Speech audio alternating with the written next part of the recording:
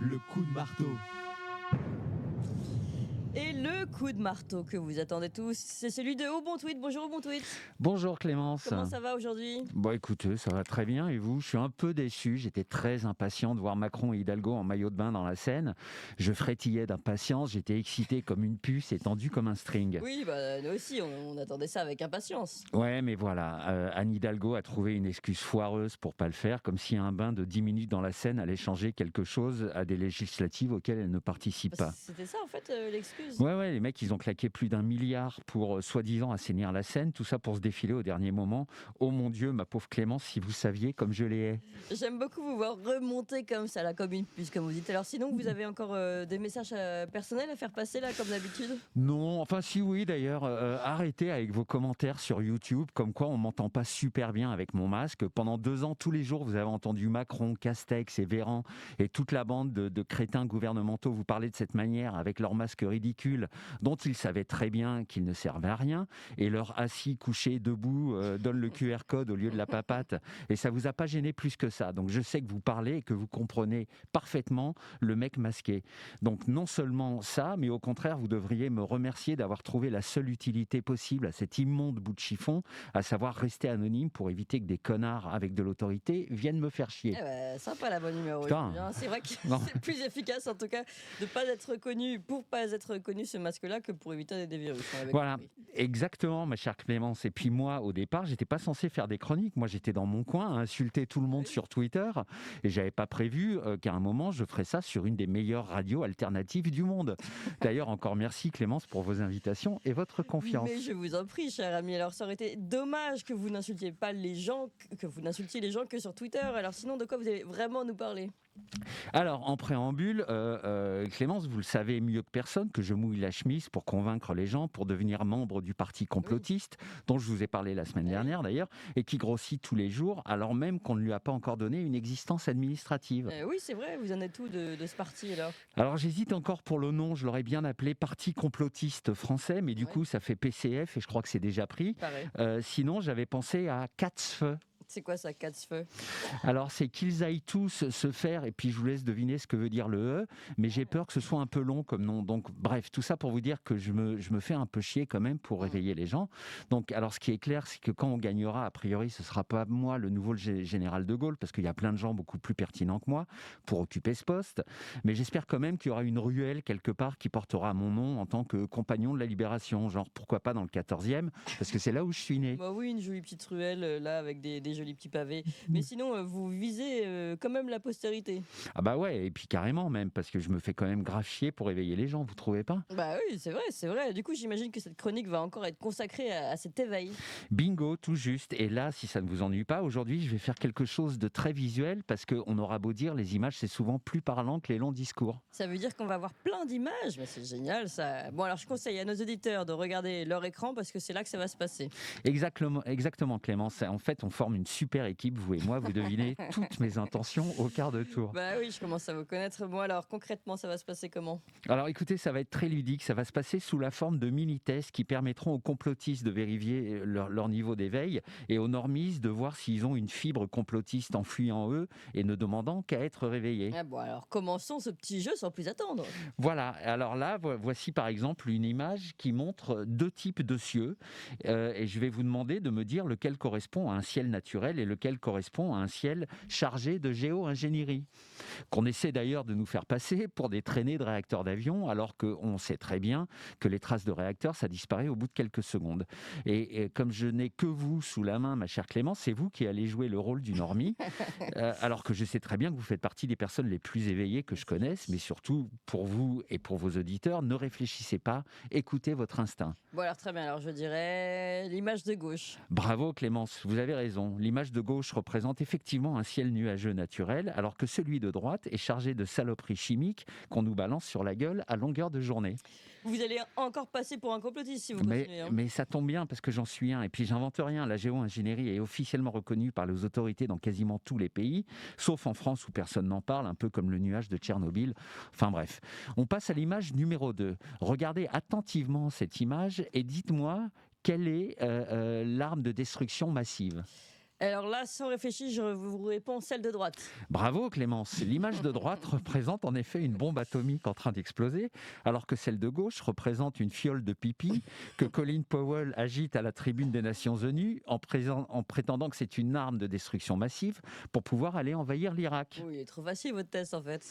Ouais, alors attendez un peu parce qu'il va y avoir des questions plus difficiles. Mais en fait, l'idée c'est ça. L'idée c'est ça, c'est d'apprendre ou plutôt de réapprendre à reconnaître des évidences après s'être laissé transformer le cerveau en immonde bouillie à cause des médias qui vous racontent en permanence des choses absurdes. Et puis là, je propose juste une initiation. C'est quand on arrive en 5e année de complotisme, on touche à des choses beaucoup plus techniques. Je continue. Test numéro 3. Voici 2 images. Celle de gauche représente une centrale photovoltaïque. Celle de droite représente une forêt primaire. D'après vous, Clémence, laquelle de ces images est le plus en phase avec le respect de la nature ? Alors là, c'est vrai que ça commence à être un petit peu plus compliqué, hein, mais je dirais quand même celle de droite. Bravo Clémence, vous êtes merveilleuse. C'était bien l'image de droite.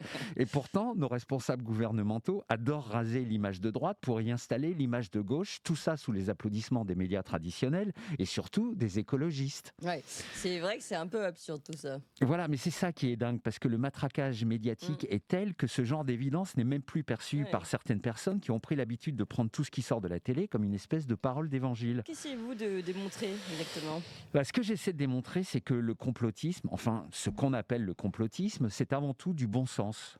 Bon, là encore, je ne parle pas de la Terre plate, ni de l'île dans laquelle il y aurait Marilyn Monroe, Elvis Presley et Michael Jackson. Non, là je parle de trucs pour lesquels normalement, si on n'est pas trop teubé, au bout de 2 ou 3 secondes de réflexion, on arrive à la conclusion qu'on nous raconte de la merde. Je continue ? Allez-y. Test numéro 4, donc image numéro 4.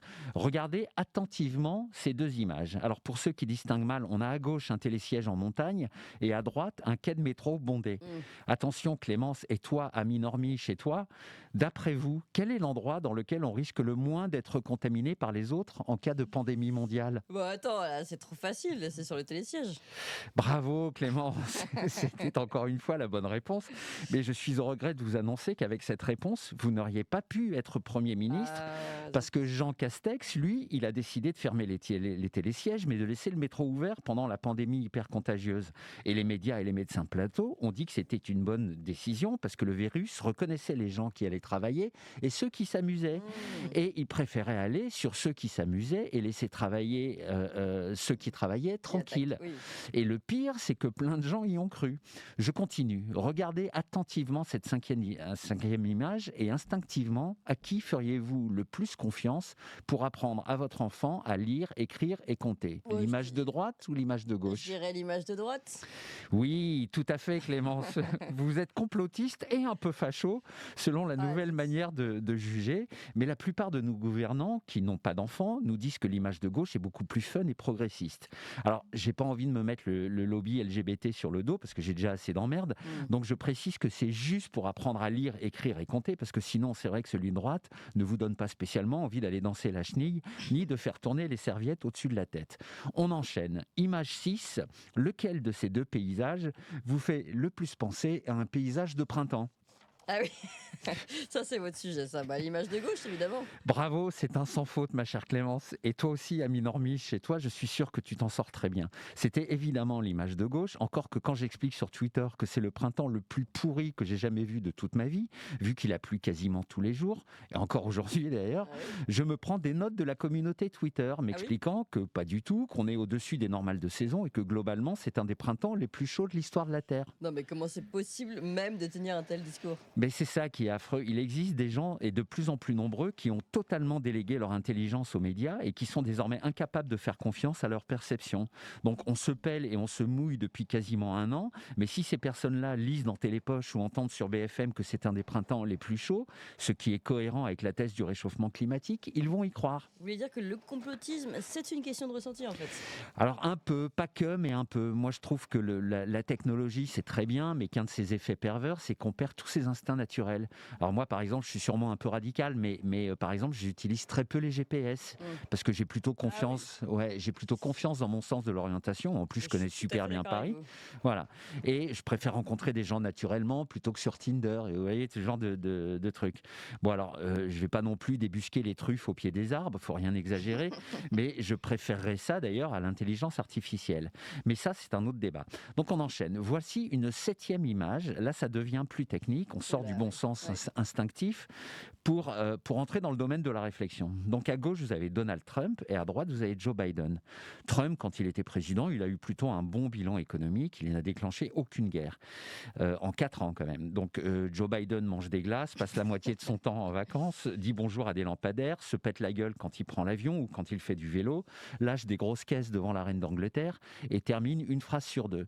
Et pourtant, Joe Biden, en 2020, a été le président le mieux élu de toute l'histoire des États-Unis, sans faire campagne, grâce à un afflux miraculeux de voix à 3 heures du matin pendant la nuit électorale, alors que quand tout le monde était allé se coucher, cette nuit-là, Trump était en train de gagner.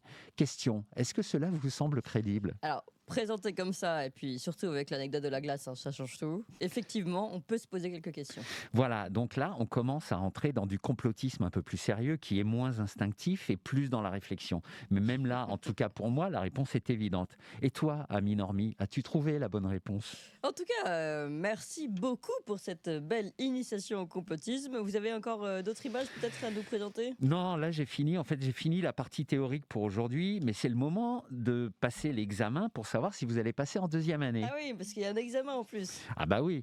Donc regardez bien cette image qui va s'afficher, voilà.